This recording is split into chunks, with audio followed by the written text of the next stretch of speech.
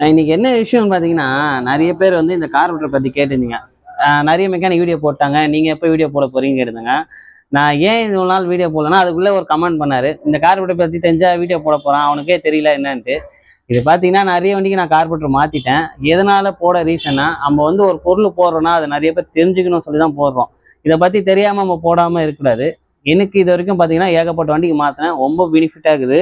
அதே மாரி பார்த்தீங்கன்னா, இவங்களே வந்து ஒரு நோட்டீஸ் பண்ணி குடுத்துக்குறாங்க. அதுல பார்த்தீங்கன்னா, என்னென்ன கார்பெட் இருக்கு, எப்படி எப்படின்ட்டு. ஆனா இது ஸ்டார்ட்டிங் போடும்போது லைட்டா அமுங்குது.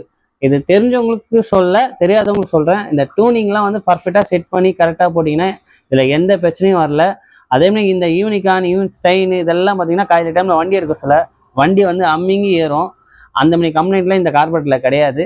தாராளமா நம்பி போடலாம். அதனால இவ்வளோ நாள் இந்த வீடியோஸ் நான் போடாம இருந்தேன். அதுக்குள்ளே ஏகப்பட்ட கமெண்ட் வந்துச்சு. நெறைய பேர் என்னண்ணா இந்த கார்பெட்டர பத்தி எப்பண்ணா போட போற? எப்போ போடுவேன்னு. இன்னைக்கு உங்களுக்கோசம் போட்டேன். நீங்க உங்களுக்கோசம் நான் வீடியோ போடுறேன். எனக்கோசம் சேனலை ஃபாலோ பண்ணி பாருங்க. நெக்ஸ்ட் வீடியோ பார்ப்போம். எல்லாருக்கும் பாய்.